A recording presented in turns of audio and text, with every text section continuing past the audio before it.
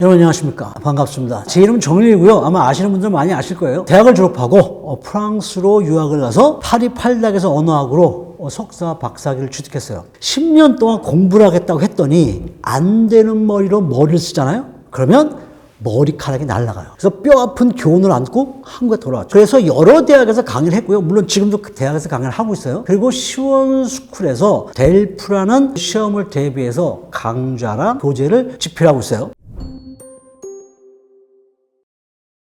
올해 7월 달에 유튜브 침착맨이라는 프로에 나가면서 조회수가 280만이 넘어갔어요. 그러니까 학교에 가도 학생들이 10명 이상 사인과 인증사인, 최근엔 요즘엔 응원 영상까지 찍어요. 이게 웬일인가 싶었던 거죠. 그래서 내가 이제 유명해진 건가? 나 셀럽이야? 라는 생각을 가지면서 이제 동네 산책을 할 때 추리닝에 주머니에 볼펜을 넣고 다녀요. 왜? 혹시 알아보는 사람 있으면 쌓여주려고. 침착맨이라는 프로를 몰랐어요. 전혀. 하계 올림픽 때 파리에서 했잖아요. 그러니까 침착맨 분이 아마 프랑스로 가게 됐던 것 같아요. 그래서 그분이 프랑스어 자주 쓰는 표현 같은 거를 좀 배워보자라는 컨셉으로 시원스쿨에다가 연락을 한 거예요. 그래서 시원스쿨에도 프랑스 하신 분들이 많은데 그쪽에서 회의를 해서 저에게 나가라고 얘기를 한 거예요. 저는 처음에 침착맨인 줄 알았어요. 사회 안 보이는 곳에서 좋은 일을 하는 사람들을 발굴해서 하는 공적인 방송인 줄 알았어요. 취지가 참 좋다. 근데 학교 강의 가서 학생들한테 물어보니까 200만이 넘는 엄청난 유튜브라는 거예요. 오케이, 그래? 그럼 이거 한번 해보자. 어차피 잘못돼도 또 볼 거 아니잖아요. 그래서 오케이 해보자 라고 해서 오케이를 한 거예요. 그래서 시원스쿨 직원분들과 제가 갔어요. 그랬는데 나중에 침착맨 스태프분이 말씀해 주시는데 PD분이 처음에 저랑 만나서 사전 인터뷰를 하는데 생방이잖아요. 거기는 정말 걱정을 많이 했대요. 왜? 제가 말을 하는데 이 사람 사고 칠 것 같다는 생각을 갖고 있었던 거예요. 그리고 시원스쿨 직원분들은 직원분대로 정 선생님 이거 아무튼 불안한데? 양쪽 다 그런 생각을 갖고 있었대요. 근데 제가 딱 들어가자마자 미친 듯이 한번 카메라 씹어버리겠다고 완전히 광 쪽으로 쏟아 부은 거예요. 2시간을. 그러니까 이런 캐릭터가 없었나 봐요. 그것도 명색이 박사고 학교 선생인데 이런 캐릭터 없었나 봐요. 그래서 무조건 쏟아냈어요. 그리고 딱 나오면서 오케이 끝났어. 그리고 가벼운 마음으로 왔죠. 아침에 눈을 떴는데 조교한테 카톡이 몇 개가 와 있는 거예요. 이거 뭐야? 그래서 전화했죠. 난리 났다는 거야. 그래서 저는 또 제가 또 사고 쳤는 줄 알고, 왜? 내가 또 학교에서 뭐 사고 쳤니? 뭐 자토장애면 올라왔어? 그게 아니라 빨리 유튜브 보라는 거예요. 하루에 조회수가 40만이 넘었다는 거예요. 근데 저는 조회수 40만이 어떤 건지 몰랐어요. 근데 이게 많은 거래. 63년 동안 강단에서 강의를 했는데 저를 몰라보던 애들이 지나가기만 하면 뒤에서 침착맨 이러는 거예요. 학생들 밥 사주려고 학교 후문에 식당에 가서 앉으면 알바로 서빙하는 남학생이 저한테 와서 광팬입니다. 그럼 저도 사진 찍어. 저도 모르게 이거 뭔가 내 인생에 뭔가 서광이 비치나 갓디나 대머리나 조그만 빛 비춰도 사람들이 저를 못 보다 보는데 큰일 나겠다 라고 해서 굉장히 업됐어요. 근데 이게 50만, 100만, 150만, 200만 이게 한 달 지났는데 계속 올라가니까 제 느낌적으로 온 거야. 필이. 어떻게? 이거 한 번 더 섭외오겠는데? 그래서 이렇게 쓰면 안 되지. 준비해야지. 그래서 미리 준비를 싹 해놓은 거야. 명작 하나, 이제 썰 풀는 거 마저 하나. 여러분, 인생 정말 3번의 기회가 온다고 그러는데 저는 3번까지 안 믿어요. 저 경우에만 얘기할게요. 한 번의 기회는 와요. 그때 중요한 건 뭐야? 그 기회가 나왔을 때 바로 잡을 수 있도록 평소에 준비를 해놓는 거예요. 제가 자료가 없었으면 2번째 섭외가 들어왔을 때 못했을 거고 책을 못 냈을 거예요. 시원스쿨에서 MBTI까지 검사했는데 제가 I로 나왔던 거예요. 그래서 극내성이라고 하는데 제가 가만히 생각해보니까 내성적인 성격은 맞긴 맞아요. 왜냐하면 친한 사람들한테는 정말 농담 던지면서 가까이 지내요. 근데 학회 같은 데 가면 잘 모르잖아요, 선생님들. 저 혼자 구석에서 밥 먹어요. 한마디도 먼저 말을 못 걸어요. 그리고 술 잘 마실 것 같죠? 소주 잔으로 5분의 1을 마시면 정신을 잃어요. 의사 선생님이 저 소주 먹으면 죽는데요. 알코올 분해 요소가 1도 없대요. 그러니까 보인거가 달라요. 그러면 맨날 그런 얘기를 해요. 선생님, 근데 뭐, 노래도 부르고, 샹송도 하고, 콘서트도 하고, 별걸 다 하잖아요. 성격이 내성이라는 게 맞아요? 자, 프랑스 살 때 윗집에서 어떤 여자가 새벽 2시까지 구두 신고 따각따각 이렇게 8년을 살았는데 겁이 나서 이사를 못 갔어요. 그 정도는 내성이에요. 근데 이런 걸 자꾸 할 수 있는 이유는 이거 안 하면 뭐 먹고 살아요? 이걸 해야 먹고 사는데 이게 카메라 앞에서 내가 그나마 자연스럽게 다른 사람보다 자연스럽게 하는 게 나의 유일한 장점이에요. 차이점이고 이것밖에 내가 살 수 있는 게 없어요. 그러니까 그걸 계속 개발한 거예요. 그러다 보니까 이제는 카메라 앞에서도 마음이 편해요. 내가 좋아하는 것만 하려고 생각하지 마세요. 내가 늘 얘기했죠. 저 공부 제일 못했다고. 근데 지금 공부를 먹고 살잖아요. 그러니까 여러분들도 아하, 저런 사람도 여전히 바닥하고 사는데 나도 못할 거 없겠네 라고 마음의 안정을 취하시면 제일 좋을 것 같아요. 처음에 보신 분은 알겠지만 제가 프랑스에 가게 된 이유는 제가 공부를 하기 위해서 간 게 아니죠. 아버님이 야, 자식 중에 너밖에 없어. 너 가. 이래서 간 거잖아요. 효자니까 말이 효자보다는 맞는 게 무서워서 갔어요. 그런데 처음에 6개월 동안 지방에서 이제 어학 연수를 했어요. 근데 거기가 프랑스 한 중심이에요. 사람들도 굉장히 친절해요.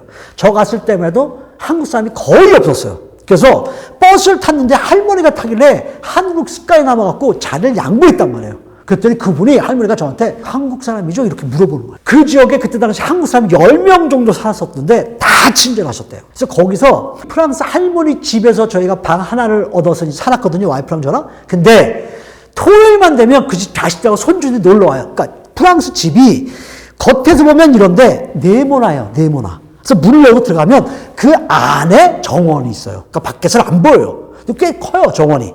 거기서 바베큐도 해 먹고 제 와이프 음식도 해주고 그러세요. 그 할머니 취미가 차를 바꾸시는 거예요. 건물이 몇 채예요. 거기서 6개월 동안 정말 재미있게 잘 지냈어요. 그런데 대학원을 파리로 가야 될 거 아니에요. 파리 대학으로. 그래서 이사를 가야 됐어요. 근데 할머니가 아니 그 성질 나쁘고 그 인심 안 좋은 파리를 뭐하러 가려고 그러는 거예요. 여기서 그냥 있으래. 그 정도로 파리는 인심이 험해요. 그리고 딱 갔죠. 그리고 집을 구해야 되는데 프랑스에서는 특히 파리에서는 유학생들 사이에 집을 구하면 공부가 반이 끝냈다는 얘기가 있을 정도로 집 구하기가 어려워요. 그리고 보증인이 서야 돼. 프랑스 회사에 다니면서 연봉이 얼마 이상 되는 사람이 보증을 쓰거나 아니면 신부님이 보증을 쓰거나 캐톨릭이 이거잖아요. 그리고 아니면 내 일정 돈을 은행에다 몇 년 넣어놓고 안 찾을 정도의 돈이 있어야 돼요. 까다로워요. 요즘은 어떤지 모르겠어요. 근데 우연히 거의 조립식 같은 1존, 2존이 있는데 거기가 8이라고 그래요. 3존은 바로 붙어 있어요. 근데 1존은 너무 비싸고 그 붙어 있는 데 살았거든요. 우연찮게 운이 좋아서 거기 들어갔어요. 그래서 그 하나의 스튜디오에서 10년 가까이 살았어요. 이사 안 가고. 따각대는 소리 윗집에서 옆집에서 저으라는 소리까지 다 들려요. 그럼 그 다음에 나왔을 때 마주치면 제 옆집에 살던 사람이 고등학교 화학 선생님이셨어요. 남자 선생님. 그럼 나와서 어제 여기까지 내가 전화통화 들었는데 그 다음에 어떻게 했어요? 이렇게 물어볼 정도예요. 근데 그런 집에서 10년을 살았어요. 유학생들의 가장 큰 고충이 뭐겠어요? 부모님한테 온전히 돈을 받아서 공부하는 거예요. 미국처럼 아르바이트 자리를 쉽게 할 수 없어요. 프랑스는. 얻기도 어렵고 시간도 매우 정확히 제한돼 있어요. 따라서 송금한테 의지해야 돼. 나이 먹고 부모님한테 죄스럽잖아요. 1, 2년에 끝나는 게 아니야. 그러면 내가 무슨 일을 하다가도 재미있게 놀다가도 갑자기 내 머릿속에 내가 과연 박사를 끝내고 돌아갈 수 있을까? 라는 생각이 내 머리를 그냥 때려요. 급우울이야. 그래서 유학생들의 경우는 거의 다가 내성이고 극도의 불안 증세를 보여요. 그러니까 저도 그랬어요. 그런데 다행인 건 뭐냐면 제가 고등학교 때부터 엉덩이에 종기할 때까지 안 일어났었어요. 쉬는 시간에도. 근데 성적이 안 올라.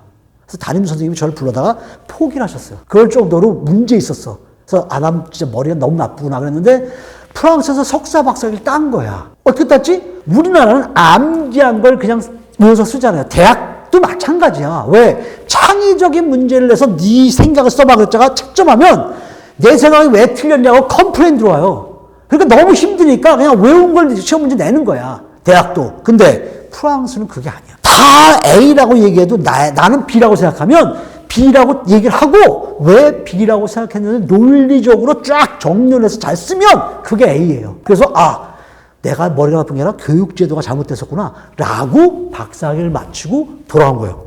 물론 그 안에는 나 공부 못한다고 무시했던 놈들 니네 두고 봐. 내 이마박에다 정박사 써갖고 뛰들고 니들 만날 거야. 이런 생각도 있었어요.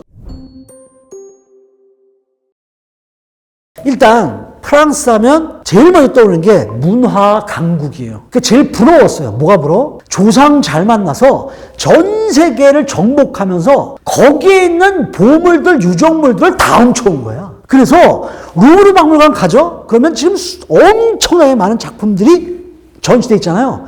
루브르 박물관 지하에 가면요. 전시된 것보다 몇 배 많은 누구 건지도 모르는 보물들이 가득 있대요. 그래서 너무 오래되면 바꾸면 된대요. 그러면 도대체 조상장을 만나서 관광 수입이 얼마인 줄 알아요? 그게 너무 부러웠어요. 얄밉기도 하고. 그거에 대해서 자신들이 문화 시민으로 될 수 있는 자질들을 어렸을 때부터 익혀놔요. 어떻게? 미술관이나 이런 데를 애 하나 있으면 할인 혜택이 엄청나게 커요. 그러니까 애를 데리고 어떤 미술관에 가기 전에 아빠가 먼저 그 작품에 대해서 쫙 공부를 해요. 그리고 아이 손을 잡고 그 작품에 가서 설명을 다 해줘. 그러면 아이가 질문을 해요. 근데 자기가 미처 모르는 거야. 그러면 거기에 큐레이터 같은 사람들이 있거든요. 같이 찾아가서 물어봐요. 이게 어렸을 때부터 습관이 돼 있기 때문에 이제 어른이 되면 자기 아이한테서 똑같은 방식으로 하는 거야. 그러니까 문화의식이 높아져요. 우리나라에서도 프랑스 루브르 박물관에서 유명한 그림들 같은 거 들어와서 전시하잖아요.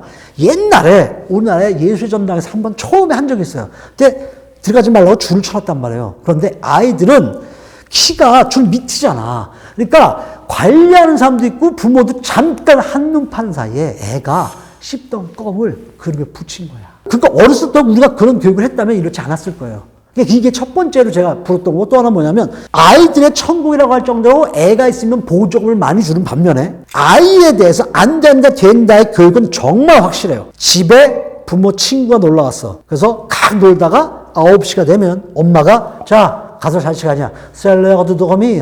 그러면 아이들이 하던 동작 멈추고 엄마 아빠한테서 뽀뽀하고 가서 자요. 안 그러면 혼나요. 이게 아주 명확하게 돼 있어요. 또 하나 놀란 건 뭐냐면 이 파업에 대한 사람들의 의식이야. 우리나라도 지하철 파업을 하면 정부랑 노조랑 협상을 해야 될 거 아니에요. 정부에서 협상할 필요가 없어요. 보니까. 그냥 가만히 있으면 시간이 지나잖아요. 시민들이 난리가 나. 불편해서 못 살겠다고. 그러면 노조가 그냥 꺾어줘요. 프랑스 짤 없어요. 제가 한번 어디서 얘기했는데 경험을 했단 말이에요. 실제로 학교를 가야 되는데 지하철, 전철, 버스 다 파업을 한 거야. 동시에. 이건 쉽게 드문 경우예요. 학교를 못 가는데 집 앞에 평소 한 번도 구경 못해서 군용 트럭이 쫙 있는 거야. 그리고 가는 방에 다 적혀 있어요. 군용 트럭 다 날라. 그럼 저도 이제 탔죠. 18을 탔는데 거기 앉은 사람들이 낄낄낄대고 웃으면서 너무 좋아하는 거예요. 그래서 내가 화도 안 나냐 그랬더니 뭐가 화나니? 다음 주에 자기 회사도 파업이래요. 돌아가면서 파업을 하는 거야. 권리를 주장할 때는 나도 권리를 주장할 테니까 어차피 남한테 피해 입히니까 오케이 양해. 그러니까 뭐 파업을 좋다 나쁘다 모르겠어요. 그런데 어떤 이유에서건 그거 한다면 한 번은 생각해 줘야 돼. 왜 저랬을까? 지구상에 전쟁이 없어질 수 있고 이웃 간에 싸움이 안 날 수 있는 방법은 하나밖에 없어요. 뭐야? 역지사지야. 내가 화를 내기 전에 내가 저 사람이었다며 이런 생각을 한 번만 하면 절대 그런 일이 안 생겨요. 말은 내가 이렇게 하지만 누구보다 그런 생각을 안 하는 게 저예요. 저는 이렇게 살았지만 여러분 그렇게 살지 말라 이거야. 웃는 의미 알겠죠? 말을 이렇게 하지만 절대로 행해질 수 없는 10가지 중에 하나가 그거예요. 역지사지. 근데 최소한 노력은 한번 해보라 이거예요. 많이 물어봐요 저한테. 어떻게 하면 프랑스어를 짧은 시간에 많이 효율적으로 배울 수 있는가? 그럴 때마다 저는 대답을 하죠. 그런 방법이 있었으면 내가 머리털 다 날리면서 10년 가까이 돈 써가면서 프랑스에서 공부했겠니? 왕돈 없어요. 그런데 세계적으로 유명한 뭐 어떤 언어학자가 자신의 이론을 아이들에게 가르치면서 빨리 언어를 습득하는 방법을 해봤어요. 그 결과 그 언어학자가 뭐라고 했냐면 이 세상에서 언어를 가장 빨리 배우는 방법은 눈으로 책에 쓰여진 글을 보고 그 글을 내 손으로 쓰고 그 문장을 내 입으로 발음을 하고 그리고 내가 발음한 발음을 내 귀로 듣는 가장 전통적인 방법이 제일 빠르다고 이야기를 했어요. 자, 무슨 말이냐? 눈으로 볼 때는 그게 내가 다 아는 것 같아. 그런데 딱 덮잖아요? 그러면 생각이 안 나요. 그래서 외국어는 무조건 써가면서 외워야 돼. 그리고 단어 하나하나에 대한 뜻을 외우면 절대 안 돼요. 왜? 언어의 가장 큰 목적이 뭐야? 의사소통을 원활하게 하는 거예요. 그런데 단어는, 특히 외국어 단어는 한 단어에 하나의 뜻만 있는 게 아니에요. 상황에 따라서 뜻이 굉장히 많잖아요. 괜히 한 단어에 하나의 의미만 외웠다가는 문장에서 오류가 발생할 수 있어요. 그러니까 제일 좋은 방법은 뭐야? 그 단어가 들어가는 일상 회화에서 가장 많이 쓰는 표현을 자체를 외우는 거야. 그리고 다른 외국어는 모르겠는데 프랑스어를 비롯한 유럽 언어들은 여러분들 집에서 처음 배울 때 습관을 거울 보면서 자꾸 제스처를 쓰세요. 왜? 유럽어는 이상하게 제스처를 많이 쓰면서 표현을 하는 언어예요. 제가 저 아는 프랑스 친구를 손을 묶었어요, 뒤로. 그리고 한번 대화를 해봤는데 진짜 잘 못해요. 너무 불편하대요. 어쨌든 자꾸 하다 보면 자기도 모르게 자연스럽게 나와요. 그러니까 이건 외국어는 습관이야.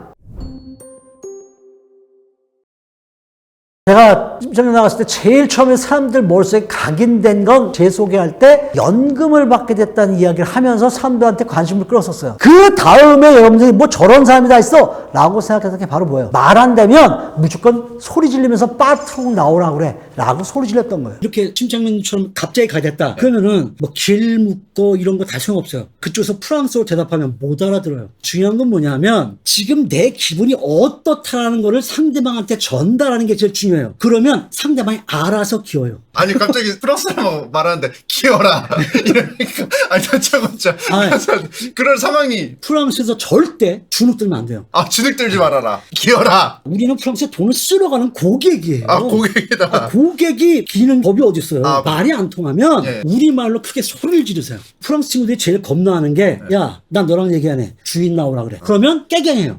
못 알아들으면 어떡하죠? 소리를 지르는 게 최고예요. 무조건. 그러면은 잠깐만요 선생님 정리를 해보자면 프랑스어를 안 배워도 되네요.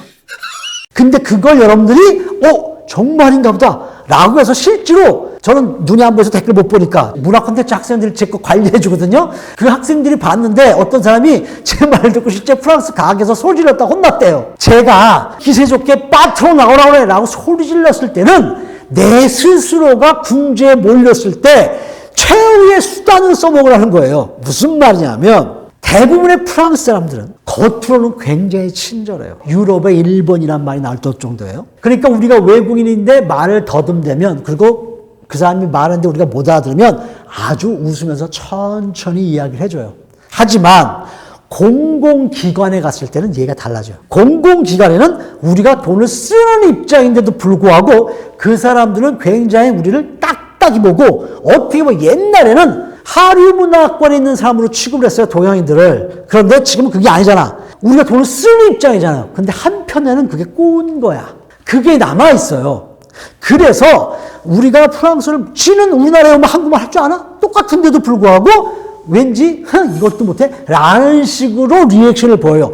이럴 때는 가게 나가라는 얘기예요. 무조건 가게 가서 야 니네 빠통 나오라 그래. 그 사람은 아무 얘기도 안 했는데 예를 들어서 어서 오세요. 봉주 주법부세대 제가 도와드릴까요? 라고 얘기했는데 야 빠통 나오라 그래. 이것은 아니에요. 그러니까 웬만한 데는 그렇지 않아. 그런데 그렇게 딱 우리 또 눈치가 빠르잖아. 느낌 다 와요. 나 깔보네? 라는 느낌이 있어요. 그러니까 그럴 경우에는 당당하게 대처하라는 얘기예요. 여행 가고 관광 가고 얼마 안 있는 사람들 경우에는 이렇게 하면 된다는 얘기고 유학생활 오래 할 사람들은 특히 내가 프랑스 정부로부터 보조금을 받아야 되는 입장이 있잖아요. 알로카스 이런 건 다 받는단 말이에요. 보조금을 받아요. 국가 보조금을. 내가 외국인인데도 줘. 그러면 그걸 얼마 받느냐는 정말 동네마다 달라요. 따라서 내가 그 돈을 많이 받을 거면 서류를 어떻게 써내느냐 또는 조사를 나온 사람한테 내가 어떻게 이야기를 하냐에 따라 달려있어요. 그때는 나는 무조건 거지다. 돈이 하나도 없다. 최대한으로 바짝 엎드려야 돼요. 그래야 보조금이 많이 나와요. 되게 웃기는 알아요. 그래서 옆 동네랑 우리 동네랑 똑같이 써냈는데 지원금이 달라요. 똑같은 까푸인데 값이 달라. 이게 프랑스야. 그래서 무조건 최선을 다해서 얘기를 해야 돼요. 그리고 물론 보험 같은 것도 마찬가지예요. 내가 뭔가를 아쉬울 때는 내가 정말 가난한 사람이라는 걸 최대한으로 어필을 해야 돼. 거기 가서 야 내가 이런 대접을 받을 사람이 아니야 라고 하면 그럼 너 마음대로 해 이렇게 얘기를 해요. 그러니까 상황에 따라서 정말 특히 프랑스 오래 사는 사람들은 잘해야 돼. 특히 지금 유럽 전체가 극우파들이 점점 득세하기 시작했어요. 왜? 돈들이 없으니까. 지금 유럽연합의 큰 축이 어디야? 프랑스랑 독일이에요. 그런데 지금 프랑스 난리 났어요. 오늘 날짜로. 내각을 다 사퇴하게 살 판이에요. 지금. 야당에서 지금 밀어붙여갖고 지금 유럽 전체가 흔들려. 작은 애들 먹고 살 것도 없는 거야. 그래서 극우가 점점 세력이 세지고 있어요. 보조금이 언제 끊길지 몰라요. 그러니까 지금 받고 있는 사람들은 부지런히 어떻게든 받아내야 돼요. 여행에 필요한 뭐 표현들 이런 거 나왔는데 다 필요 없다고 그랬어요. 왜? 내가 얘기해도 상대방 얘기하는 걸 내가 못 알아듣기 때문이야. 제일 중요한 건 뭐냐면 지금 내가 필요로 하고 있는 게 무엇인지 또는 내 감정이 어떤지를 표현해서 상대방이 거기에 맞게끔 행동하고 리액션할 수 있는 그런 표현이 제일 중요해요. 그래서 침착맨에서 앞에서 얘기했던 이거 표현들은 진짜 많이 쓰기 때문에 쓰긴 똑같아요. 대신 일화는 다 달라요. 여러분들은 지금부터 제가 하는 이야기를 듣고 야, 저 사람의 썰은 여기가 끝인가 했더니 지하시 또 있구나 라는 걸 느끼게 될 거예요. 처음에 얘기할 건 무조건 봉주예요. 자, 먼저 봉이 좋은이란 뜻이에요. 굿.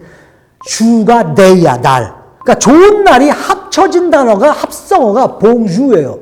그런데 표현할 때는 봉주흐라고 썼지만 세련되게 보이려면 맨 끝에는 히읗 발음을 거의 안 들리게 해야 돼. 봉주. 근데 프랑스 사람들은 특히 예의 범절을 중요시 여기기 때문에 봉주란 말을 정말 무조건 써야 돼. 이유와 어느 때든 상관없이 써야 돼요. 자, 봉주할 때 웃을 수밖에 없어. 왜?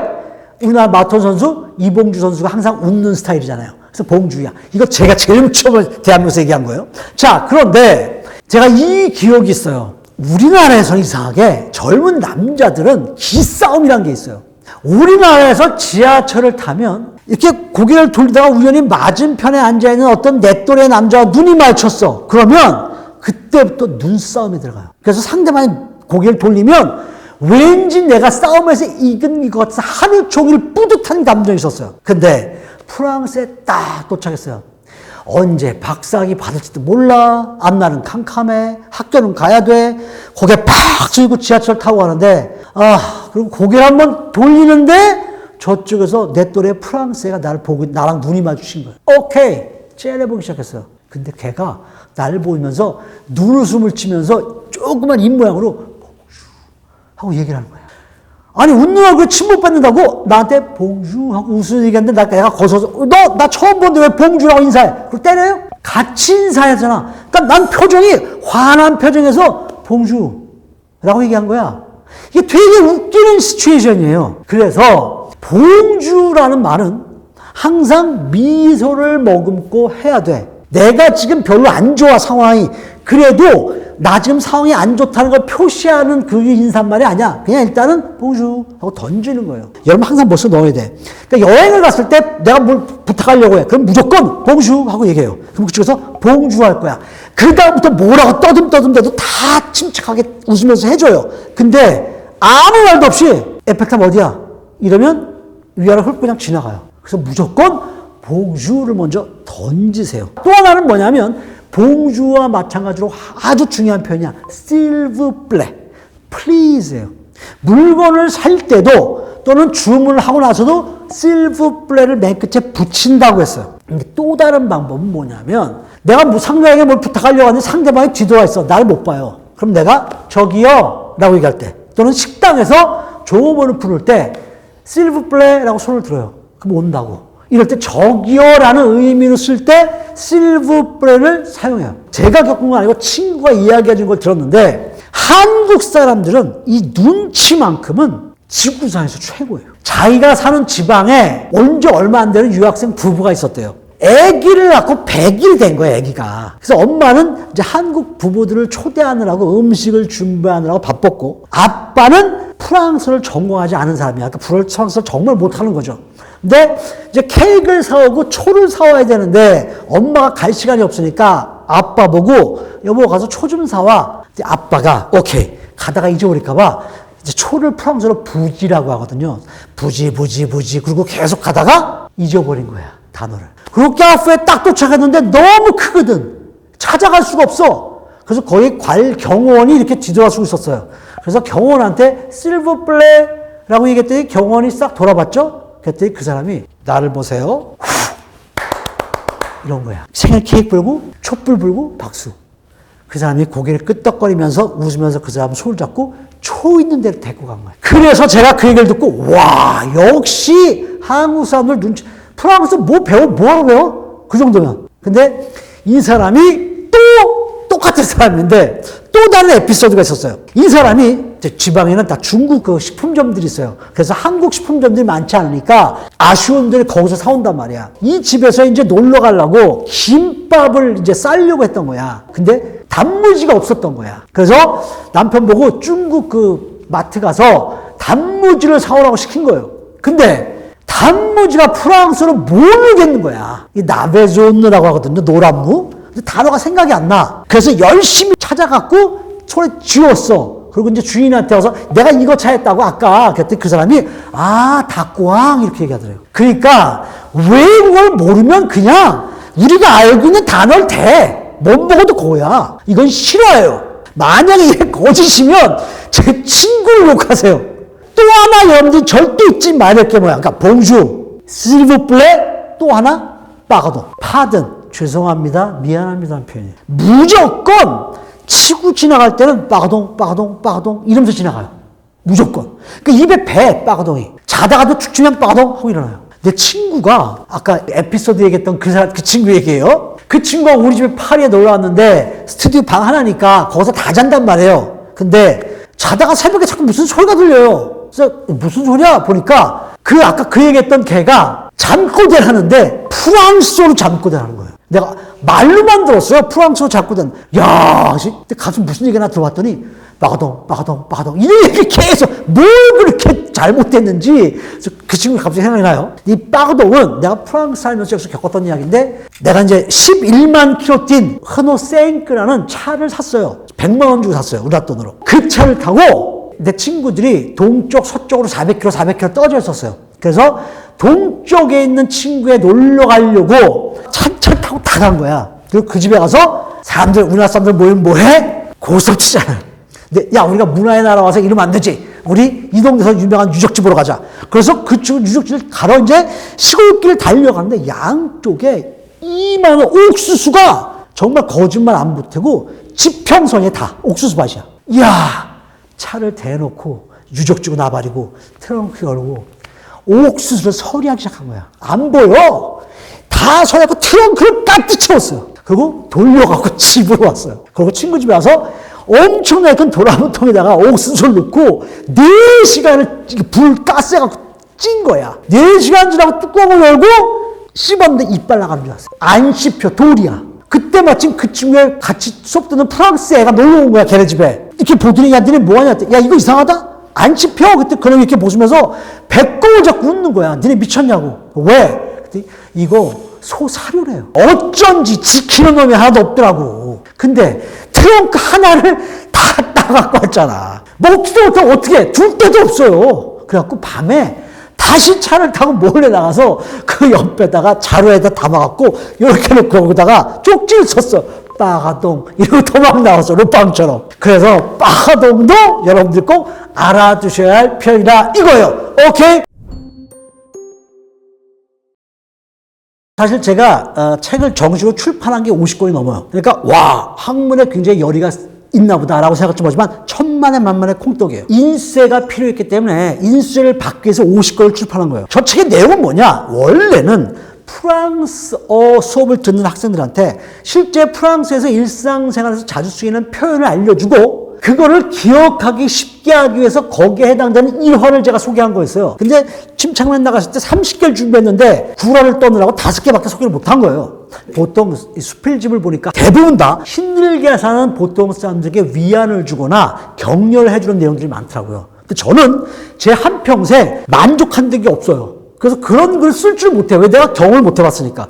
그래서 제가 할 수 있는 건 지금 당하고 있는 내 어려움을 몽땅 깡그리 잊어버릴 정도에 집중할 수 있는 책을 쓰자. 대신 짧게 쓰자. 길게는 저도 능력이 안 돼요. 그래서 액션 영화 같은 책을 쓰자. 액션 영화가 뭐예요? 액션 영화 볼 때는 신이 났지. 근데 끝나고 나올 때는 아무것도 기억이 안 나요. 지하철이나 버스 타고 가다가 그냥 제 책을 읽으면 킥길대고 웃게 돼요. 그리고 책을 덮으면 내용이 하나도 기억이 안 나요. 그럼 그 다음에 출근할 때 또 피면 똑같은 건데 새로워. 이렇게 한 권으로 여러 권을 읽는 듯한 효과를 주자. 라고 해서 저 책을 쓴 거예요. 저 책을 지금 한 달 됐는데 500권도 안 될 줄 알았는데 다행히 처음에 2000권 정도 찍었는데 거의 다 나간 것 같아요. 다 여러분들 덕이에요. 제가 처음에 얘기했지만 성격이 뭔가 시도를 잘 못하고 실패하면 그게 데미지가 굉장히 오래 가요. 여러분들도 이런 성격 많을 거야. 그런데 우리나라는 내성적이라는 그런 성격이 사회적으로 봤을 때는 약간 부정적인 측면으로 생각되는 경우가 많아요. 그 와중에 그래도 내가 뭔가를 한번 했었다. 그 결과는 성공이든 실패든 중요하지 않아요. 이런 내성적인 내 이런 성격을 극복하고 이런 일을 한번 시도했었다. 라는 것만 여러분들이 갖고 있어도 그거를 내성인들끼리 공유만 해도 서로의 힘이 될 수 있어요. 이 영상에다가 여러분들이 내가 내성인인데 이런 걸 했어서 이렇게 됐었다 라는 스스로의 경험담을 댓글 달아주시면 추첨을 통해서 여러분들에게 제가 쓴 저 책을 드릴 거예요. 12월 말에 만약에 사인을 하게 되면 그 책 갖고 와서 저 그때 세상연구소 댓글 달아서 이 책 받았었습니다 라고 저랑 얘기하면 같이 인증샷 착각 오케이.